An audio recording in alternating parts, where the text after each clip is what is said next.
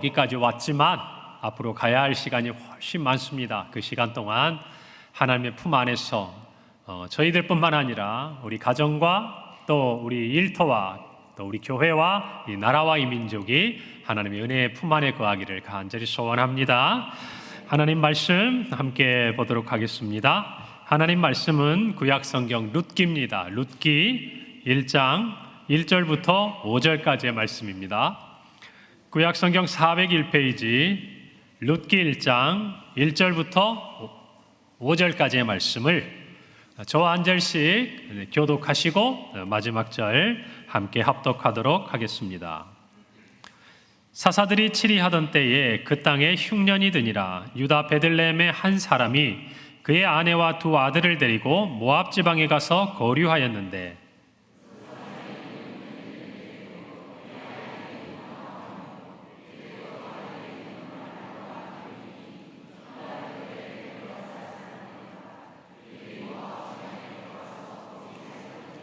나오미의 남편 엘리멜렉이 죽고 나오미와 그의 두 아들이 남았으며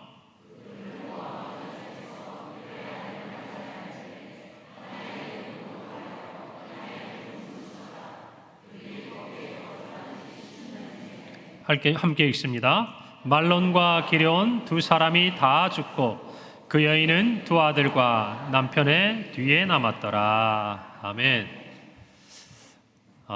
이번 봄특별 부흥회는 룻기 성경을 중심으로 4개의 주제를 가지고 함께 하나님의 은혜를 나누고자 합니다. 여러분 모두가 이 은혜의 모든 시간에 늘 함께 동참하셔서 하나님의 은혜가 충만한 이 한 주간이 되시고 또 이 은혜로 승리하시는 이 봄, 여름, 우리 상반기 또 삶의 모든 시간들이 되시기를 바랍니다. 여러분 산에서 길을 잃어본 적 있으세요? 아마 한 번 정도 경험하지 않을까. 제가 중학교 3학년 때입니다. 여기 보니까 우리 중등부 친구들도 또 고등부 친구들도 청년부도 수련회 마치고 함께해서 정말 제 마음이 기쁘고 너무나 감사한데 제가 중3 때 이제 교회에서 임용원을 했어요. 그러니까 우리 부서마다 회장, 부회장 다 있잖아요. 그 임용원을 하는데 이제 중3 딱 올라가가지고 제가 회장이 돼가지고 이제 인솔을 해서 저희가 쉽게 말하면 이제 MT를 간 거죠. 오리엔테이션 하듯이. 제가 살던 지역에 큰 산이 있습니다. 그 산에 저희들이 올라가가지고 곁에서 이제 부모님들이 싸주시는 음식도 먹고 맛있게 아주 즐겁게 놀았어요. 그런데 이제 문제가 산을 내려가는 길에 생긴 거예요. 내려가는 길에 그 나이 때면 장난하잖아요. 앞에 이렇게 한 줄로 좁은 길을 쭉 가고 있었는데 갑자기 앞에 있던 친구가 길이 없어 막 이러는 거예요. 그러니까 진짜 길이 없는지 알고 뒤에 있는 친구들은 또 우왕좌왕 하다가 어느 순간 보니까 어디에 있는지를 모르겠다. 길이 진짜 없는 거예요. 그래서 그때부터 어떻게 하지? 하고 무조건 한 방향을 정해서 막 갔습니다. 길이 나왔을까요? 안 나오더라고요. 나중에 이게 걱정이 됐어요. 걱정이. 그러다 보니까 갑자기 작은 한 사람, 겨우 다닐 수 있는 사람이 다니는 흔적이 있는 길이 나와요. 그래서 그 길을 따라 저희들 한 10서너 명 됐던 것 같은데 그 친구들끼리 이렇게 남자, 여자 같이 남녀들 같이 있었으니까 그때 같이 이렇게 쭉 가는데 이제 점점 겁이 나기 시작하는 거예요. 왜냐하면 이제 점점 해가 뉘엿해지려고 하는 그 기분이 딱 드는 거예요. 벌써 산이니까. 그런데 어디 가다 보니까 계곡도 나오고 또 그 계곡을 따라서 쭉 올라가고 여러분 저희가 나중에 어떻게 거기서 빠져나올 수 있었냐면 사실은 정말 하나님의 은혜죠. 도우심인데 누군가가 만들어 온 그 길을 쭉 가다 보니까 어느 순간 딱 섰더니 나무가 안 보이는 거예요. 어디에 도착한 거죠? 능선에 도착한 거예요. 늘 옆에 나무를 보고 그 좁은 나무 사이를 고개를 숙이고 지나가다가 계속 올라가다 보니까 어느 순간에 나무는 보이지 않고 하늘이 다 보이는 거예요. 주변에 하늘이 다 보이니까 여러분 이렇게 내려다보니까 밑에 도로가 보이더라고요.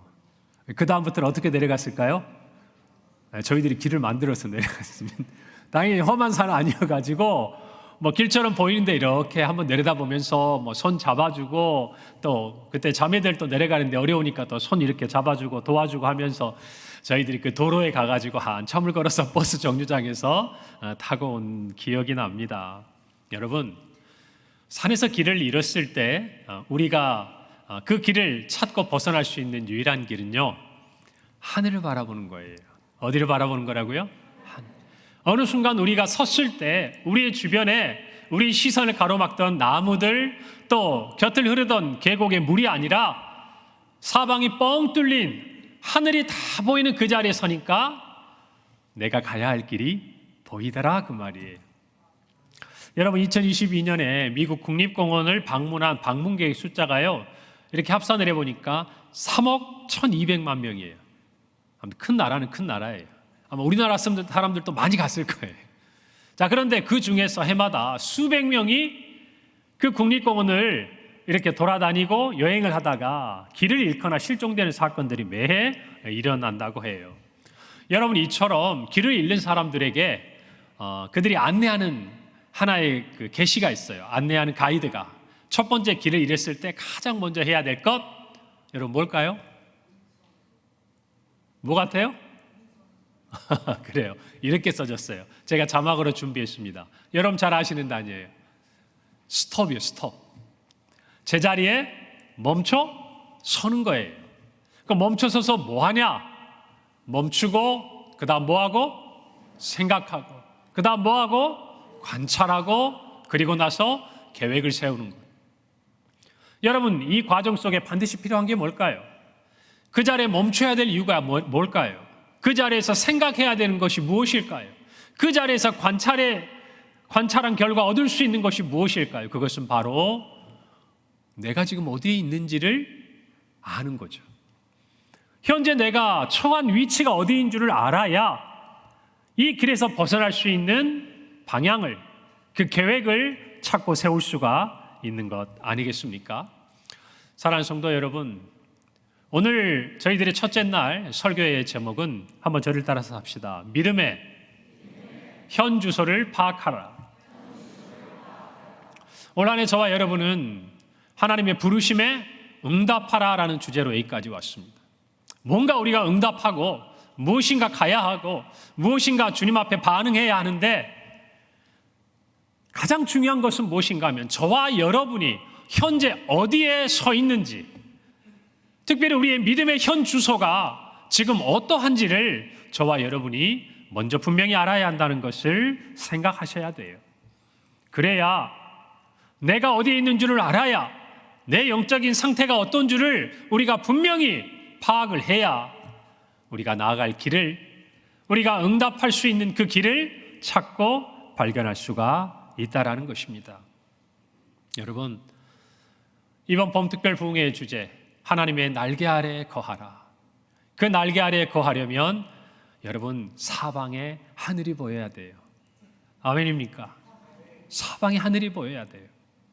그래서 여러분들이 곁에 계곡에 물이 흘러가는지, 아니면 빽빽한 나무가 둘러싸고 있는지, 아니면 점점 더 깊은 산속으로 들어가고 있는지, 여러분 그 자리에 멈춰 서서 오늘 이 시간 우리의 영적인 상태를 진단하고 파악해서 하나님이 인도하시는 자리, 하늘이 보이는 자리, 그 하늘로부터 임하는 하나님의 날개, 그 날개 아래 우리를 감싸 안으시는 그 은혜의 자리로 우리 모두가 나아가시는 금번 봄특별 부흥회가 되기를 간절히 바랍니다.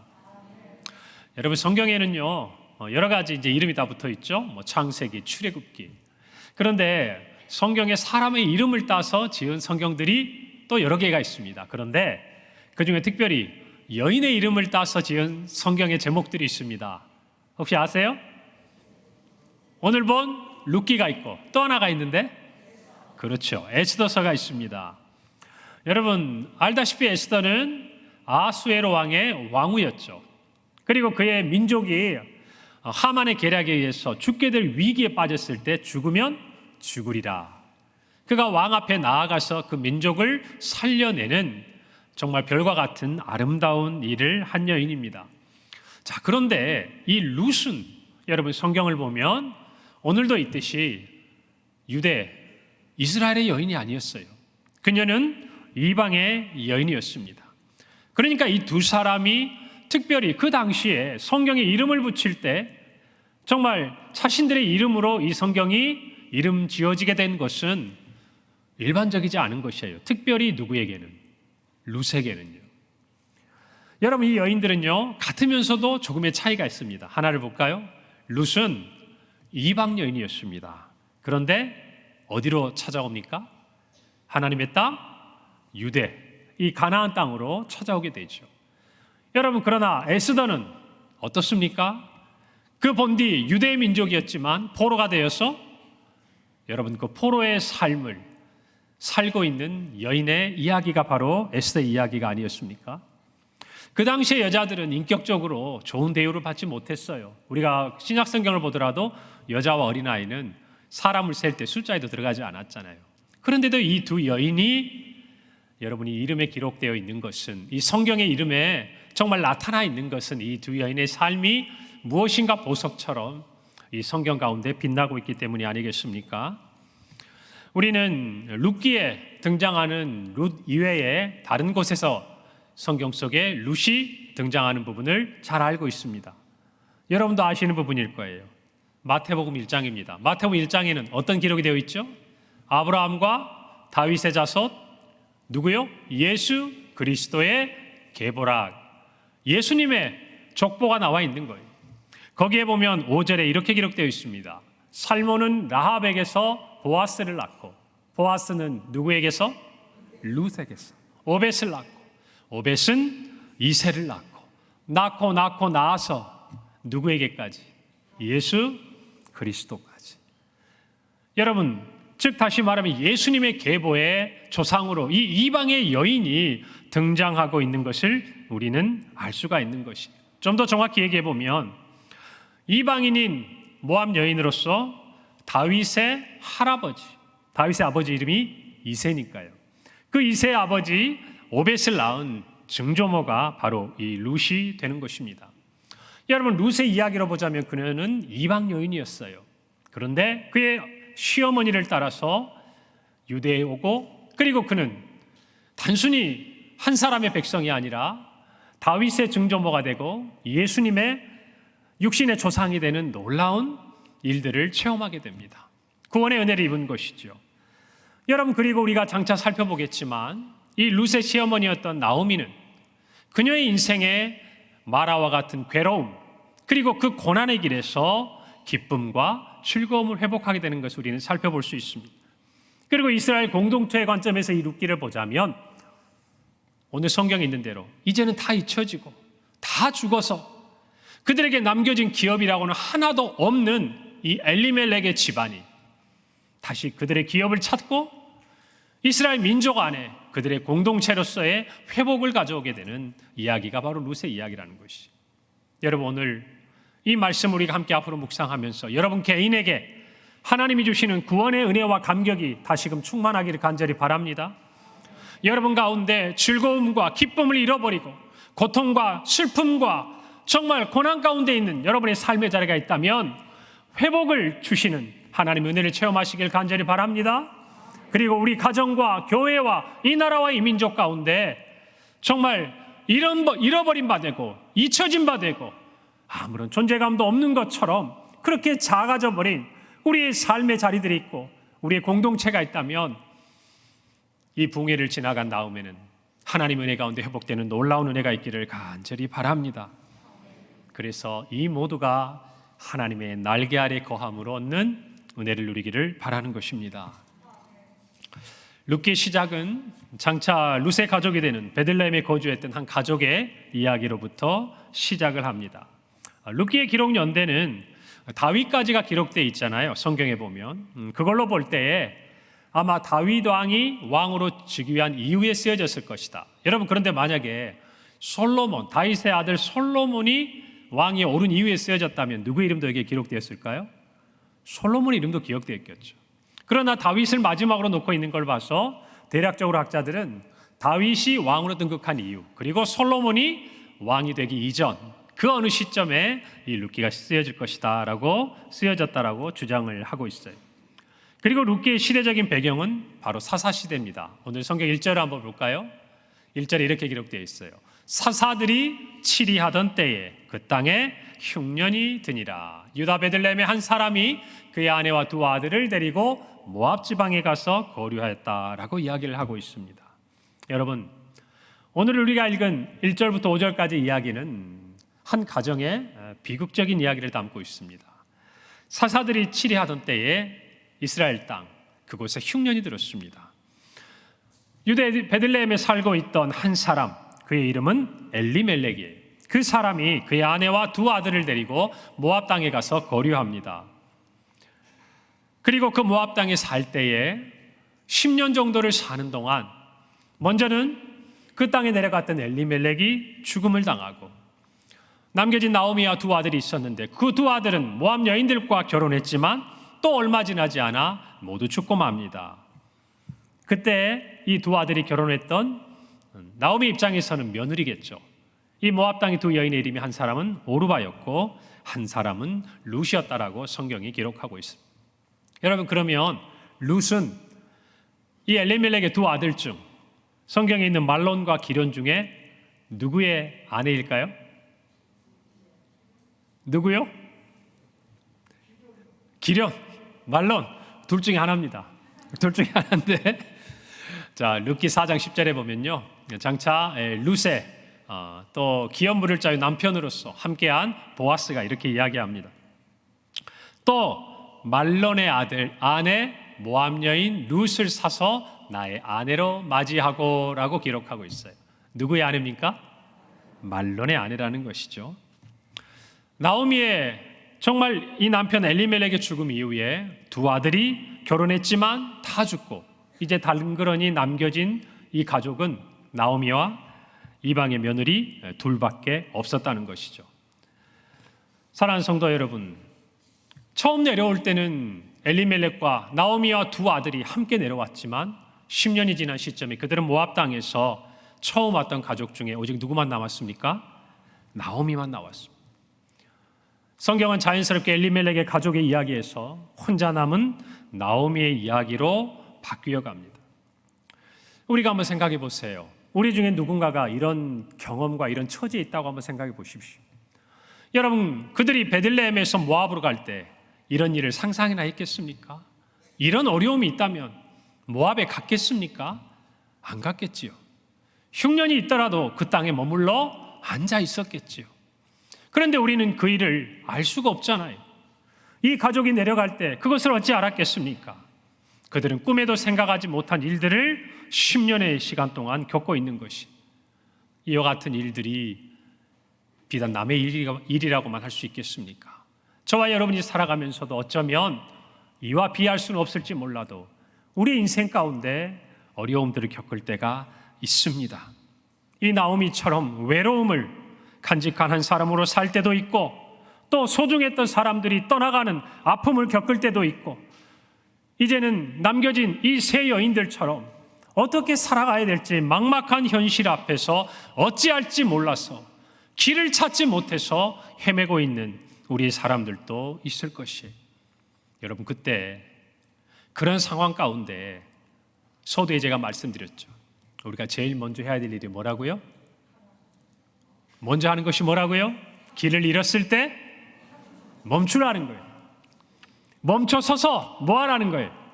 생각하고 뭐하고 관찰하고 그리고 뭐하라? 계획하라, 이 말이에요. 그것이 먼저예요. 오늘 저와 여러분도 분명히 깨달아야 돼요.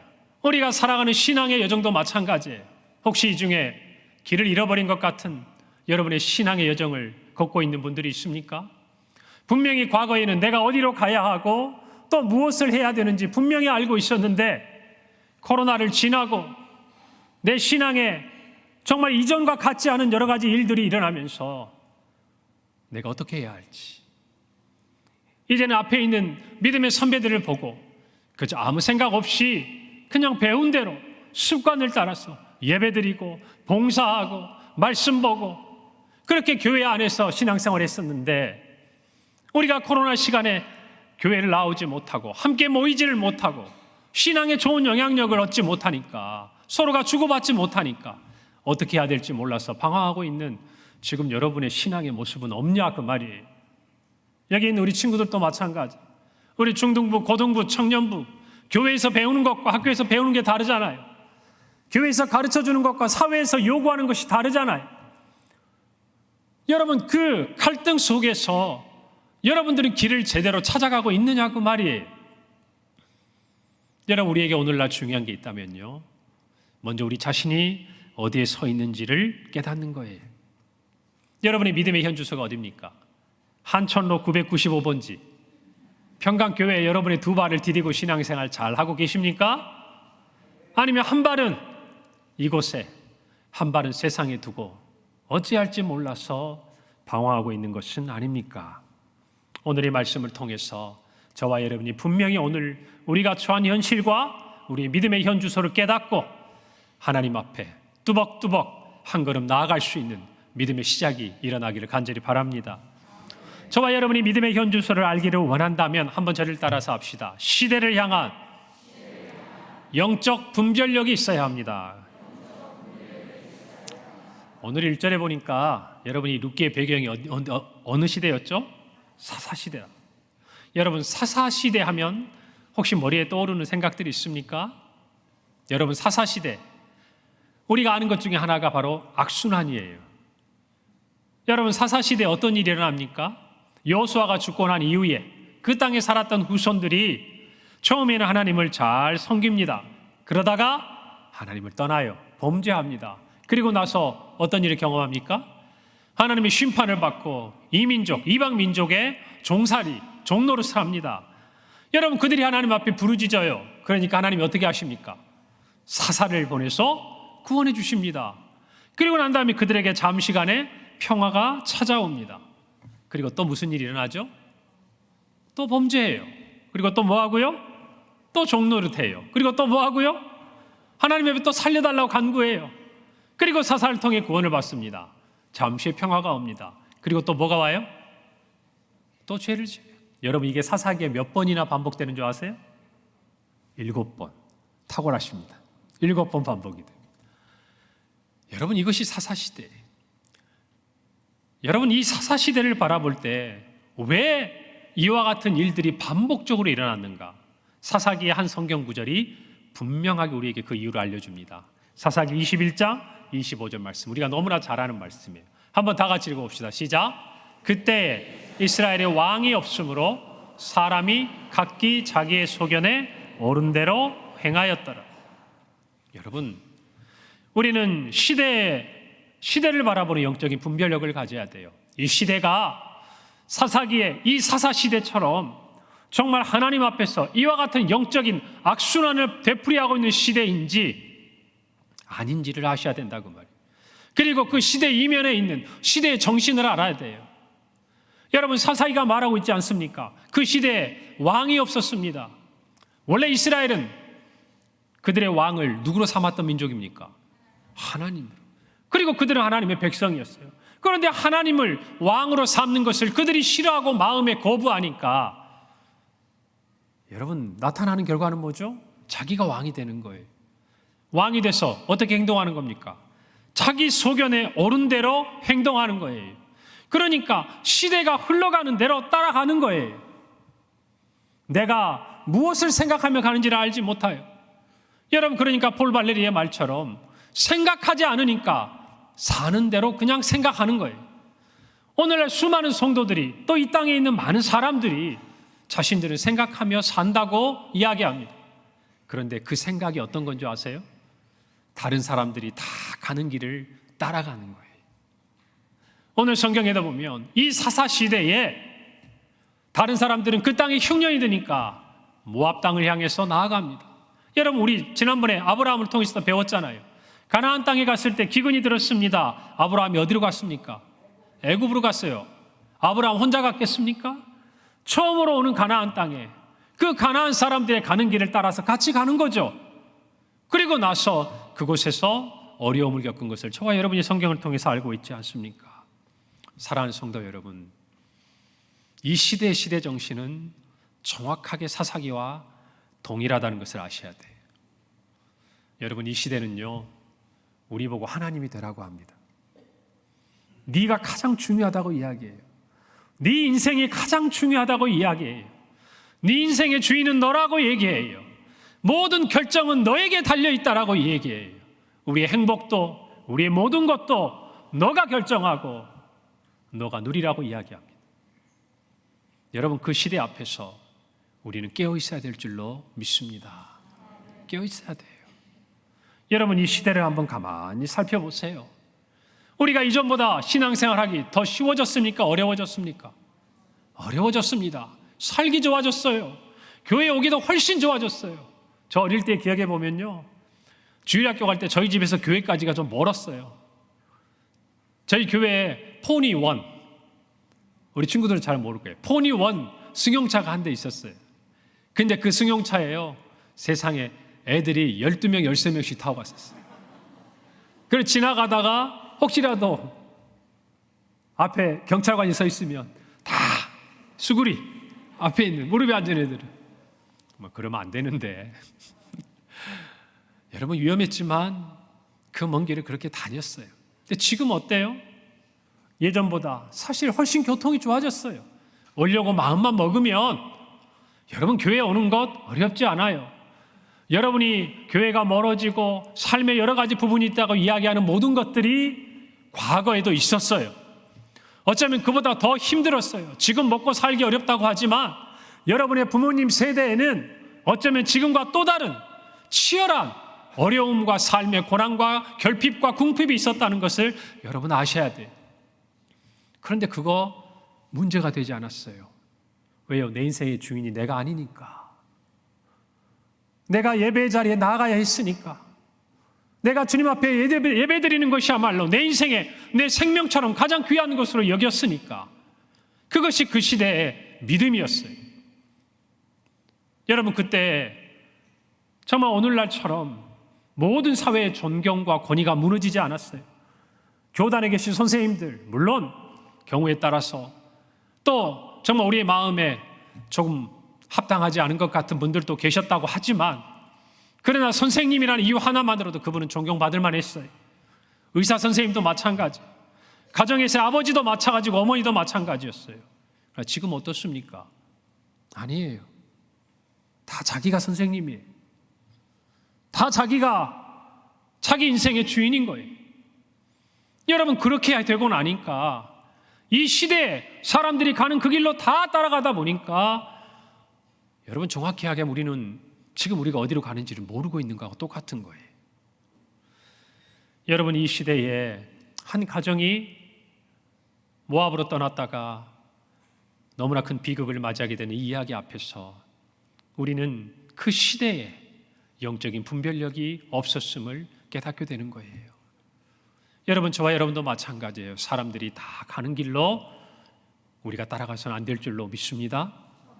우리에겐 분명한 가야 할 길이 있고 머물러야 될 땅이 있고 들어야 될 말씀이 있는 거예요. 할렐루야. 오늘 저와 여러분이 믿음의 현 주소가 어디에 있는지를 분명히 알고, 다른 사람들은 다 모압을 향해 가더라도, 다른 사람들은 다 애굽을 향해 가더라도 저와 여러분은 있어야 할 곳에 있어야 하는 거예요.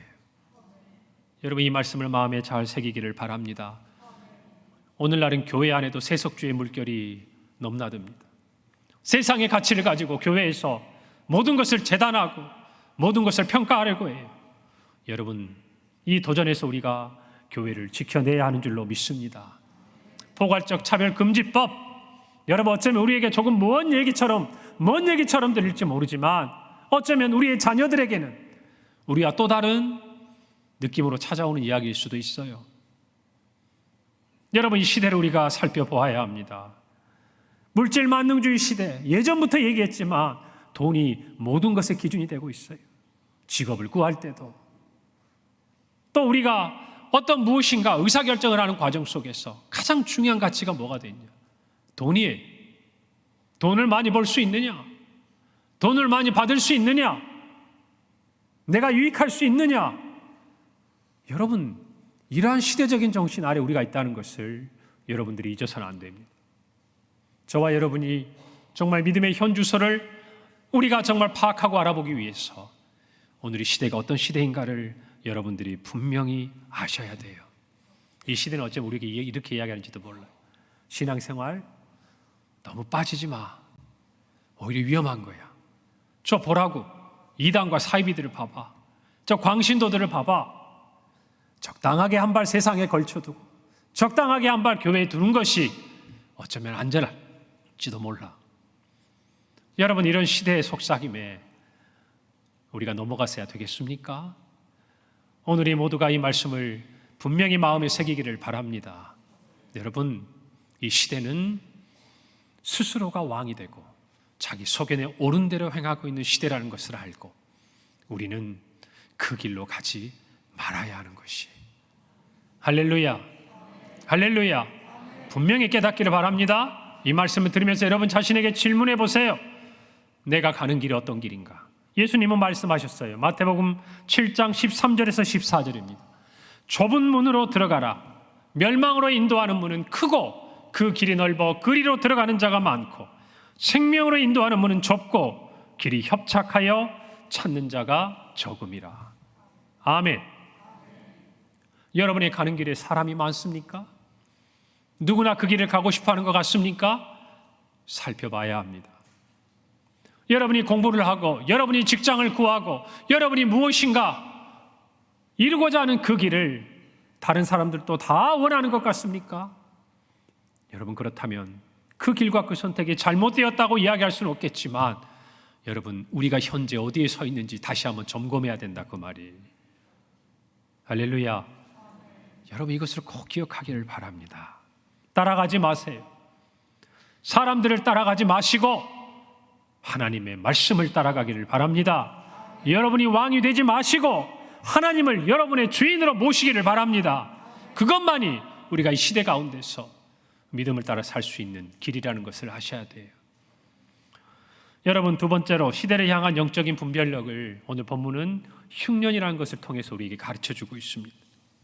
여러분, 흉년은 단순히 농사가 잘 되지 않아서 수확이 적은 상태만을 이야기하는 것이 아닙니다. 성경에 나타난 모든 것들을 영적으로 해석할 수는 없겠지만 그러나 그 땅에 흉년이 들었다는 것은 그 땅을 다스리시고 통치하시는 하나님의 섭리 가운데 이루어지고 있는 것을 저와 여러분은 믿어야 해요. 여러분, 이 사사시대에 이 땅에 흉년이 들었습니다. 그것은 무엇을 의미할까요? 그들이 하나님 앞에서 온전하지 못했다는 거예요. 하나님의 심판이 그 땅에 임했다는 것을 저와 여러분 아셔야 돼요. 여러분, 신명기 11장 16절에서 17절에 보면 모세는 죽기 전에 그의 백성들이 가나안 땅으로 들어가게 될 것을 이야기하면서 이렇게 말씀합니다. 너희는 스스로 삼가라. 두렵건대 마음에 미혹하여 돌이켜 다른 신들을 섬기며, 누구를 섬기며?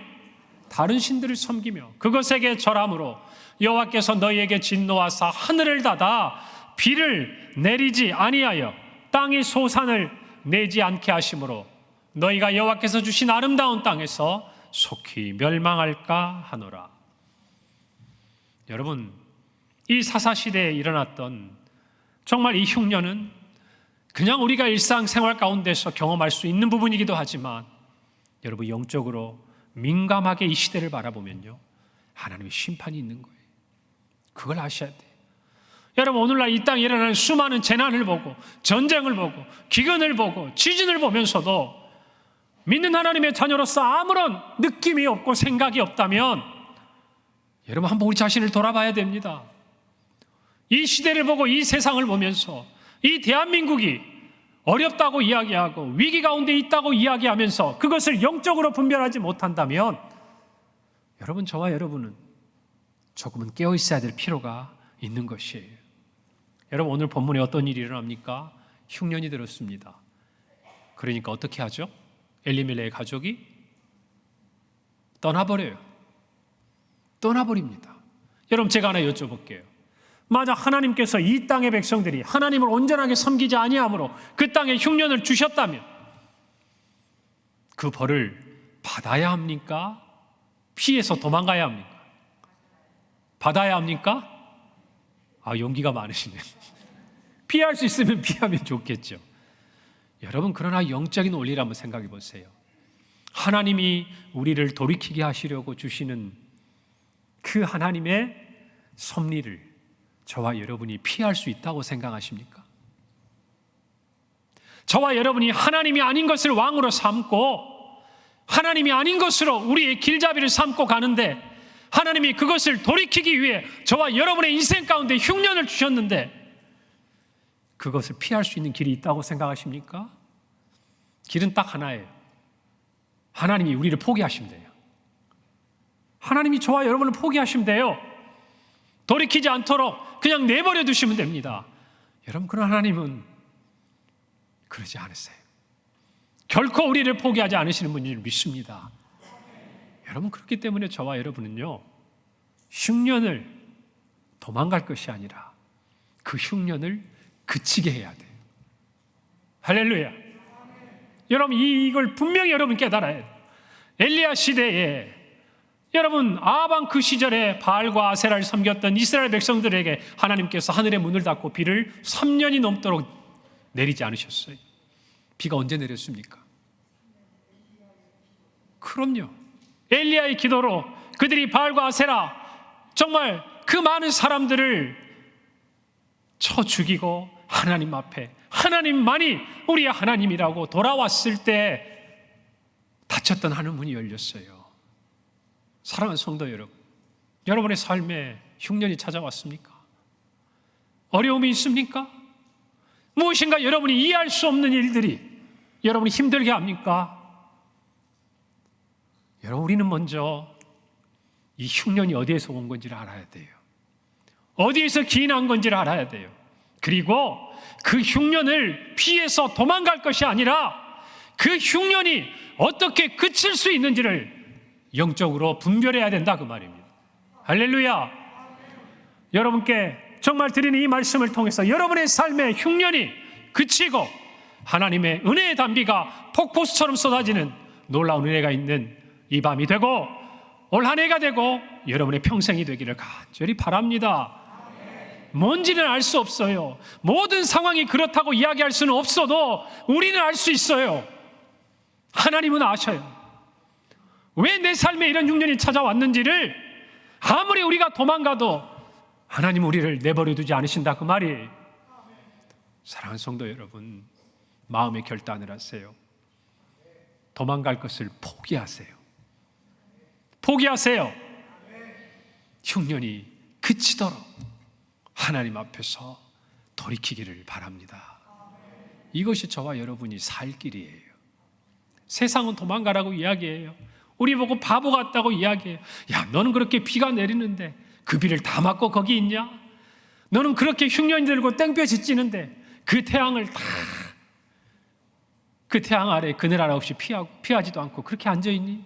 라고 우리를 바보 같다고 이야기할지 모르지만요, 여러분, 그 태양 아래 있고 그 정말 내리는 폭우 아래 있는 저와 여러분의 기도와 돌이킴으로 말미암아 여러분 하늘의 문이 열리고 하늘의 문이 닫힐 줄을 믿는 것입니다. 할렐루야. 적어도 오늘 저와 여러분이 하나님의 부르심에 응답하고 하나님의 날개 아래 거하려면 이 흉년의 때를 우리가 어떻게 지나가는 줄 알아야 돼요. 여러분, 저는 그런 생각을 많이 합니다. 아플 때는 아픔을 느껴야 돼요. 하나님이 우리의 인생에 흉년을 주셨을 때는 그 흉년의 때를 이겨내야 된다, 그 말입니다. 견뎌내야 된다, 그 말이에요. 여러분, 세상을 많이 살아오신 분들도 계시니까 도망간다고 일이 해결이 됩니까? 안 돼요. 도망간 줄 알았는데 어디선가 다시 발목을 잡고 우리 앞에 나타나잖아요. 여러분이 흉년의 때를 바라보며 이 시대를 분별할 수 있기를 간절히 바랍니다. 바랍니다. 다른 사람들 다 지나가는 것 눈여겨보지 말고 우리 앞에 놓여진 이 고난과 어려움들을 살펴보면서 여러분, 정말 이 지역사회의 영혼들을 등에 짊어지고 우리 가정의 영혼들을 등에 짊어지고 우리 교회 공동체를 등에 짊어지고 이 나라와 이 민족과 주님이 다시 오셔서 회복하실 이 온 땅을 바라보며 여러분 기도하셔야 돼요. 우리가 새벽마다 그리고 기도하실 때마다, 오늘 대표 기도하신 장로님도 그랬지만 나라와 민족을 위해 기도합니다. 어떤 사람이 기도할까요? 이 흉년의 이유를 아는 사람들이에요. 이 흉년의 때를 그치도록 하나님 앞에 막아서는 사람들이에요. 여러분, 그 사람들이 우리 평강교회 안에 있어야 돼요. 할렐루야. 여러분, 그래서 기도의 자리에 여러분이 있어야 돼요. 새벽에 나오셔서 나라와 민족을 위해 기도하세요. 여러분의 가정에 흉년이 들었거든, 여러분이 여러분의 가정의 영혼들을 어깨에 메고 이 자리와 무릎을 꿇어야 해요. 우리 사랑하는 친구들도 여러분이 학교에서 여러분의 친구들을 위해서, 또 우리 청년들 여러분의 캠퍼스를 위해서, 또 여러분의 직장을 위해서 여러분이 어깨에 그들의 영혼을 짊어지고 기도할 수 있는 사람이 돼야 돼요. 그래야 이 시대에 하나님께서 사용하시는 그릇들이 되는 거예요. 여러분, 예로부터 느헤미야처럼 나와는 아무런 상관없는 일일 수 있고, 나는 평안하고 저 멀리 있는 예전에 멸망해버린 자기 선조들의 그 땅의 소식을 듣고 금식하며 하나님 앞에 기도할 때 하나님께서 그가 나중에 예루살렘 성을 정말 다 중건할 수 있는 놀라운 일을 허락하시지 않습니까? 마찬가지. 우리 교회가 믿음의 현 주소가 어디 있는지를 분명히 알려면요, 여러분이 흉년의 의미를 분별해야 됩니다. 분별하는 것은 어떻게 나타나느냐? 기도의 자리에서 나타나는 줄 여러분 믿으시길 바랍니다. 믿으시길 바랍니다. 두 번째로 우리가 분명히 알아야 될 것이 있어요. 우리의 믿음의 현 주소를 알려면요, 우리의 영적인 상태를 분별해야 합니다. 분별해야 돼요. 제가 조금 전에 말씀드렸지만 여러분, 이 엘리멜렉의 가족들이요, 그 사사시대, 그 베들레헴에 그들의 땅에 찾아왔던 흉년의 의미를 분별하지 못했어요. 그리고 모압으로 떠나버린 거예요. 여러분, 그러니까 그들의 인생에 있어서의 문제의 시작은 흉년이 아니에요. 뭘까요? 그들이 하나님의 품을 떠난 거예요. 하나님의 날개 아래에서 벗어난 거예요.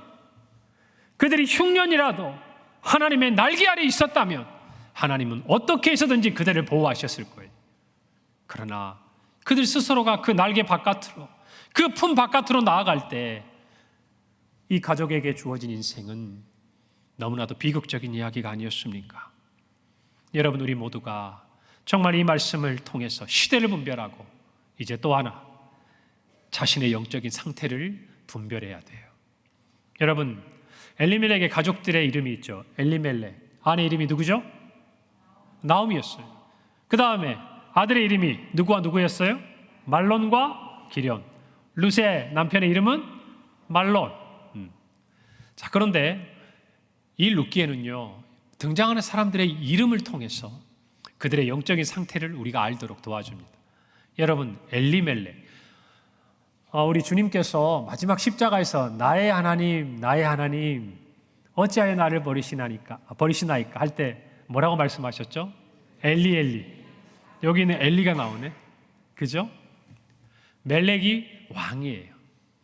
그러니까 나의 하나님은 누구단 말이에요? 왕이시단 말이에요.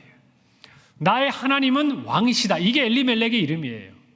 그리고 나오미의 이름은 뭔가? 여러분, 저기 있는 것처럼 우리 자막에 준비했는데 기쁨, 즐거움. 얼마나 아름답고 좋은 이름입니까? 자, 그런데 여기서부터 이상한 이름이 나와요. 말론의 이름이 뭐죠? 병약하다. 다른 아들 기련의 이름은 뭐예요? 쇠잔하다, 연약하다. 여러분, 이상하지 않습니까? 엘리멜렉과 나오미의 이름은 이토록 좋은 신앙의 이름과 기쁨의 이름인데 그 자녀들의 이름이 어때요? 우리가 생각할 때에 너무 이상하잖아요. 여러분, 이 이름을 통해서 우리는 그 가족의 영적인 상태를 파악해 볼 수 있는 거예요. 여러분, 자녀들의 이름 누가 지어줍니까? 누가 지어줘요? 부모님이 지어주죠. 자, 그러니 엘리멜렉과 나오미의 이름 누가 지어줬을까요? 부모님이 지어줬어요. 자, 그러면 이 말론과 기련의 이름은 누가 지었을까요? 엘리멜렉과 나오미가 짓지 않았겠습니까? 이게 무슨 말을 의미합니까? 그들의 선대로부터 이어왔던 신앙의 계대가 희미해져 가는 거예요, 여러분. 그걸 아셔야 돼요. 이 엘리멜렉과 나오미가 모압을 찾아 내려간 것은 단순히 그들이 흉년을 피해서도 갔지만 그들의 영적인 상태가 자기의 자녀들에게 병약하고 쇠약하고 연약하다고 이름 지어줄 수 없을 만큼 그들의 영적인 상태 또한 빈곤하고 피폐했다는 것을 우리에게 알려주고 있는 거예요. 사랑하는 성도 여러분, 여러분의 가정의 믿음의 현 상태는 어떻습니까? 하나 여쭤볼게요. 여러분은 어떤 이름을 받았습니까? 어떤 이름 받으셨어요? 두 번째 질문이에요. 여러분은 어떤 이름을 지어주셨습니까? 이름을 짓는 것, 그 이름대로 사는 것을 성경은 의미하고 있어요. 물려줄 게 없는 거예요. 부모에게는 많은 믿음의 유산을 받았지만 자녀에게는 물려줄 게 없는 거예요. 그러니까 어떻게 됩니까? 그 시대에 영적인 분별력을 갖지 못하니까 다른 사람들이 가는 그 길로 따라서 가고 있는 이 가족의 모습을 저와 여러분이 발견한 것 아니겠습니까? 여러분, 이것을 저와 여러분이 분명히 깨달아야 돼요. 여러분의 믿음의 현주소가 어디에 있습니까?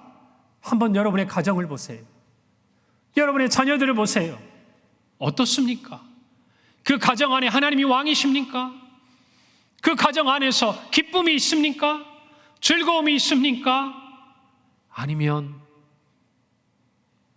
말론과 기련처럼 우리가 원치 아니하는, 아니 그렇게밖에 이름 지어줄 수밖에 없는 여러분의 영적인 상태는 아니냐, 그 말이에요.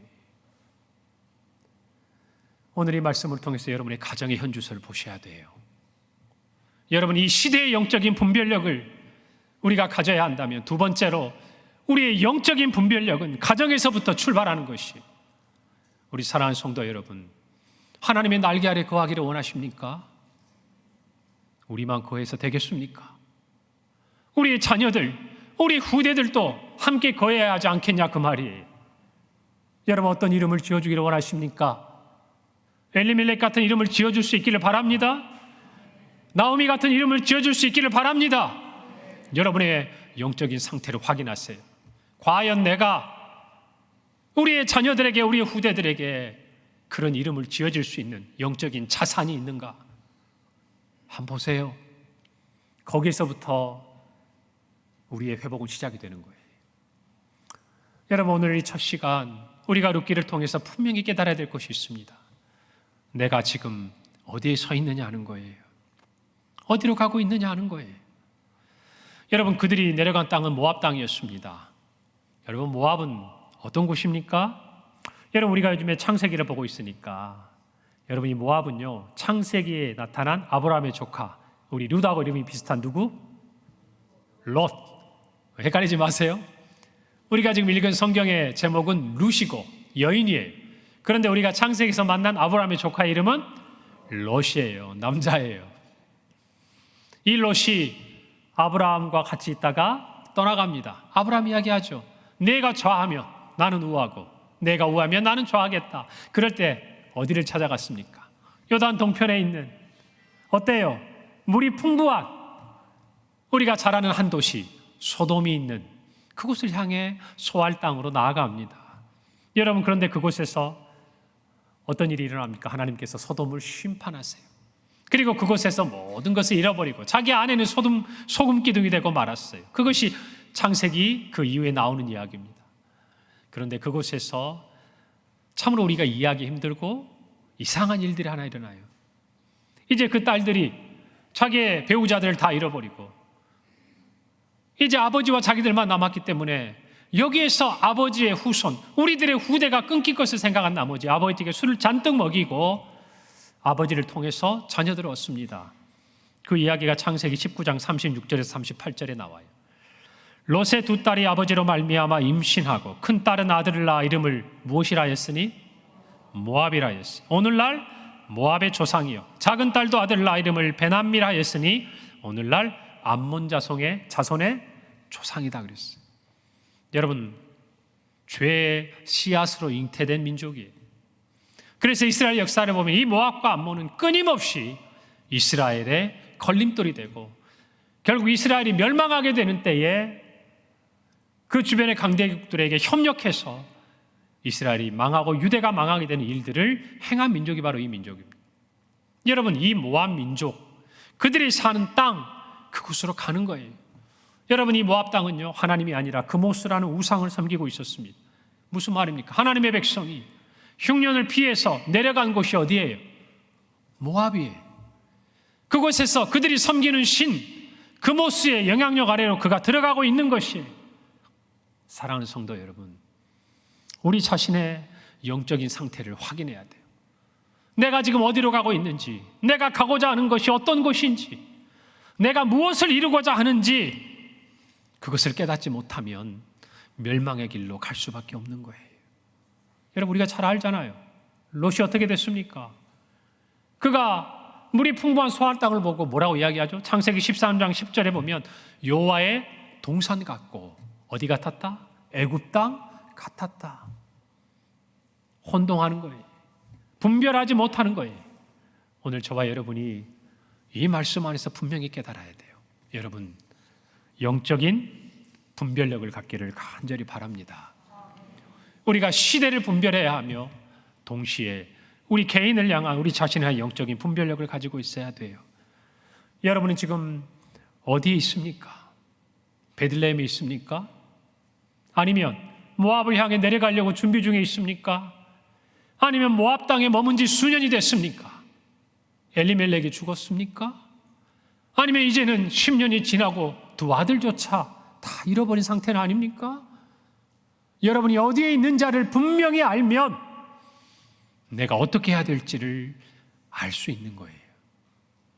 여러분의 믿음의 현주소를 분명히 찾기를 바랍니다. 찾기를 바랍니다. 저와 여러분이 분명히 알아야 될 부분들 두 가지를 말씀드렸어요. 여러분이 시대를 분별했습니다. 그리고 우리가 우리 삶에 다가오는 여러 가지 환난과 환경을 통해서 하나님께서 우리에게 하시는 말씀을 이 시대 가운데 깨닫게 돼요. 두 번째, 우리의 영적인 부분을 우리가 깨닫고 분별하게 됐습니다. 그것을 알았다면 이제 우리는 뭘 해야 될까요? 여러분, 우리에게 찾아온 흉년을 피하지 말고 직시하는 것, 그것이 우리가 믿음의 현주소를 발견한 다음에 파악한 다음에 해야 될 일이라는 것을 다시 한번 확인하시기를 바랍니다. 오늘 이 엘리멜렉의 가족처럼 도피하는 사람들이 있어요. 그러나 더 무서운 결과를 맞이한 것을 우리는 살펴보았습니다. 여러분, 위기를 피하지 않고 직면하려면 다른 길이 없어요. 서두에서 말씀드렸어요. 사방을 둘러서 하늘이 보이는 곳으로 가야 돼요. 누구를 만나기 위해서? 누구를 만나기 위해서? 하나님을 만나기 위해서 가야 되는 것이에요. 하늘이 보이는 것을 찾아서 올라가야 돼요. 그리고 나서 그곳에서 하나님의 말씀을 들어야 한다는 것입니다. 여러분, 세계적인 불경기 속에서 미국의 한 제재소에 다녔던 사원이 있었습니다. 어느 날 그가 아침에 출근했는데 책상이 없어진 거예요. 그리고 그 자리에 편지 한 통이 놓여 있었습니다. 무엇이었을까요? 해고 통지서였어요. 세계적인 불경기 속이었다니까요. 그러니까 많은 직원들이 직장을 잃었다는 것이죠. 아무런 설명도 없이 해고가 됐어요. 화가 치밀어 올랐습니다. 내가 젊음을 다 바쳤는데, 내가 내 생애를 걸고 헌신했는데 회사가 나를 이렇게밖에 대접하지 않는가? 동료들에 대해서, 상관에 대해서 불평과 원망이 끌어올랐습니다. 여러 달 동안 그 절망으로부터 빠져나오려고 했지만 잊을 수가 없었어요. 분노를 이기지 못한 그는 점점 술에 빠져 알코올 중독자가 되어가고 있었습니다. 지친 몸을 이끌고 돌아오는 길에 옥상에 올라가서 자살하려고 그가 결심하는 것을, 그 행동을 취하려고 하는 것을 그의 아내가 보았어요.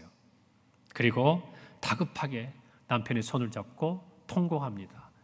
그리고 그 통곡한 아내에게 그는 이렇게 말합니다. 여보, 친구들을 만났는데 배신의 소리만 들었어. 은행의 문을 두드리고 회사에 애원을 해보았는데, 온갖 발버둥을 쳐보았는데 길이 보이지 않아. 어떻게 살아야 할지 모르겠어. 자기 아내에게 그렇게 통곡하는 남편을 바라보던 아내가 이렇게 말합니다. 여보, 다 해보았다고요? 당신은 가장 중요한 한 가지를 하지 않았잖아요. 전능하신 하나님께 나아가 기도하지 않았잖아요. 친구들을 만났다고요? 당신 하나님을 만나보았어요? 은행 문을 두드렸다고요? 그런데 하늘 문은 두드리지 않았잖아요. 세상 모든 길이 막혀 있다고요? 하나님께 나아가는 하늘의 길은 열려 있지 않아요. 여러분, 이 말을 듣고요, 충격을 받습니다. 그리고 감동이 밀려왔어요. 그리고 아내와 며칠 동안 함께 기도하고 나니 모든 본인의 감정의 찌꺼기가 사라졌어요. 그리고 앞으로의 일이 생각이 되고 한 가지 아이디어가 떠올랐습니다. 용기도 생겼어요. 그래서 자기 집을, 하나 남은 집을 담보로 융자를 얻어서 조그만 사무실을 열었습니다. 그리고 하나님 앞에 매일매일 기도했어요. 하나님, 어떻게 해야 다시 일어날 수 있겠습니까? 그가 기도하는 중에 한 가지 생각이 떠올랐다고 합니다. 자기가 여기저기 다니는데 마음에 드는 호텔이 별로 없는 거예요. 전에 말씀드린 가성비 좋은 호텔이 없는 거예요. 좋은 호텔은 많이 있는데. 그래서 그가 생각한 것이 뭘까요? 너무 비싸지 않고 적정한 가격에 쉴 수 있는 그런 호텔이 있으면 좋지 않을까. 그가 그래서 만든 회사 이름이 홀리데이 인. 아시죠? 여러분, 창업자 캐몬스 윌슨의 이야기입니다. 여러분, 다른 것은 있더라도 아내가 했던 한마디는 꼭 기억하시기를 바랍니다. 여러분의 인생 가운데 흉년이 찾아왔습니까? 기근이 찾아왔습니까? 여러분, 그가 그의 아내의 말을 듣고 그의 믿음의 현 주소를 파악하고 나니 하늘의 길이 보이는 거예요. 할렐루야. 그가 정말 했어야 될 것이 무엇인지 깨닫게 되는 거예요. 여러분, 그가 사람을 만나기 전에, 또 그가 은행의 문을 두드리기 전에 하늘의 문을 두드리고 하나님을 만나야 됐었다는 것을 깨닫는 거예요. 무엇이 그것을 가능하게 했습니까? 그가 그 모든 것을 잃어버리고 있었다는 것을 아는 거예요. 하나님을 잊고 있었다는 것을 깨닫게 된 거예요. 하나님이 어떤 분인지를 내가 까맣게 잊어버리고 있었다는 데서 출발하는 것이에요. 여러분, 이 순간을 살아가는 여러분의 인생에 있어서 하나님은 어떤 분입니까? 여러분의 인생에 하나님은 어떤 존재로 여러분 앞에 계십니까? 여러분의 왕이십니까? 아니면 여러분이 왕이 되어 있습니까? 사랑하는 성도 여러분, 우리의 삶에 때로는 원치 않은 기근과 흉년과 고난이 찾아올 수 있습니다. 그런데 저는 힘드시겠지만 이렇게 말씀드리고 싶어요. 그곳에 뿌리를 내리고 견뎌내시기를 바랍니다. 다시 한번, 그곳에 뿌리를 내리고 견뎌내시기를 바랍니다. 시대가 하나님을 거부하고, 시대가 우리를 믿음에서 떠나게 하고, 세상의 달콤한 유혹으로 우리를 유혹한다 할지라도 그 자리에서 견뎌내시기를 바랍니다. 따라가지 마세요. 하늘을 바라보세요. 길을 잃었다고 생각이 되면 하늘을 바라보세요. 하늘이 보이는 곳까지 올라가세요. 그리고 하늘의 문을 두드리세요. 여러분, 여기에서 우리의 인생의 고난이 끝나는 줄로 믿으시길 바랍니다. 오늘 이 말씀이 저와 여러분에게 힘이 되기를 바라요. 시편 1편 3절 말씀이 이렇게 기록하고 있습니다. 그는 시냇가에 심은 나무가 철을 따라 열매를 맺으며 그 잎사귀가 마르지 아니함 같으니 그가 하는 모든 일이 다 형통하리로다. 여러분, 시냇가에 심긴 나무도 때로는 흉년을 맞을 때가 있습니다. 그러나 마르고 그냥 그 바닥을 내어 보인, 그저 길가에 흐르는 천이 아니라 사시사철 물이 흐르는 그곳에 뿌리를 딛고 있기에, 내고 있기에 여러분, 어떠한 가뭄이 와도 흉년이 와도 열매를 맺고 잎사귀를 낼 수 있는 것이, 오늘 저와 여러분이 이 말씀을 붙들고 견뎌내기를 바랍니다. 우리 개인의 믿음의 현주소는 어디입니까? 여러분의 가족의 믿음의 현주소는 어디입니까? 우리 평강교회의 믿음의 현주소는 지금 어디입니까? 베들레헴입니까? 아니면 모압입니까? 여러분, 안타깝게도 베들레헴 뜻을 아시죠? 빵집입니다. 그런데 가뭄이 들고 흉년이 드니까 빵집에 뭐가 없는 거예요? 빵이 없는 거예요. 그러니까 떠나가는 거예요. 사랑하는 성도 여러분, 우리 교회가 본연의 하나님이 주신 그 사명을 감당하는 교회가 되기를 바랍니다. 흉년이 들고 가뭄이 들어도 우리 교회에 오면 빵을 얻을 수 있는 곳이 되기를 바랍니다. 가뭄이 들고 흉년이 들어도 여러분의 가정을 찾으면 빵을 얻고 먹을 수 있는 것을 얻을 수 있는 가정이 되시기를 바랍니다. 여러분의 가족의 구성원들이, 우리 교회 공동체가, 더 나아가서 이 지역에 있는 강북의 수많은 영혼들이, 그리고 이 나라 이 민족, 저 북녘에 있는 영혼들과 오늘 우리가 3호 4호 파송 선교사를 주님 앞에 보낸 것처럼 여러분 땅끝에 있는 그 영혼들에게 우리가 뿌리를 내리고 잎을 내고 열매를 내어서 하나님이 이 땅을 다스리시고 하나님이 먹으심을 나타내는 저와 여러분이 되어야 하지 않겠습니까? 여러분 오늘 기도하실 때에 하나님 앞에 솔직하게 토해 놓으시길 바랍니다. 토해 놓으시길 바랍니다. 하나님께 이야기하셔야 돼요. 여러분이 지금 어디에 있는지를 이야기하셔야 돼요. 모르겠거든 하나님 앞에 가르쳐 달라고 기도하셔야 돼요. 거기에서 여러분의 진정한 회복은 시작되는 줄로 믿습니다.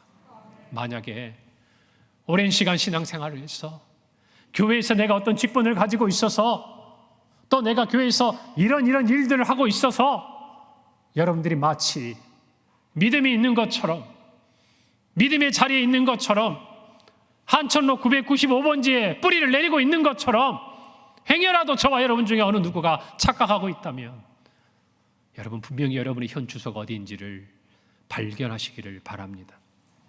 그럴 때 하나님께서 이 흉년을 이기고 이 시대의 모든 영적인 도전을 이기고 풍성한 열매로 하나님 앞에 나타나는 저와 여러분이 되게 하시리라 믿습니다. 오늘 이 마음을 가지고 우리 함께 하나님 앞에 나아갈 때에 먼저 잠깐 기도했으면 좋겠어요. 우리가 함께 기도할 때에 여러분의 마음속에 하나님 앞에 이렇게 기도하세요. 하나님, 내 믿음의 현 주소를 알게 해주세요. 내 믿음의 현 주소를 깨닫게 해주세요. 보게 해주세요. 거기서부터 시작하게 해주세요. 여러분 분명히 이것을 깨닫고 주님 앞에 다 같이 기도하기를 바랍니다. 우리 다 함께 이 마음을 가지고 주님 앞에 먼저 통성으로 기도하며 기도와 찬양의 자리로 함께 나아가겠습니다. 함께 저를 따라합니다. 주여 믿음의 현 주소를 보여주시옵소서.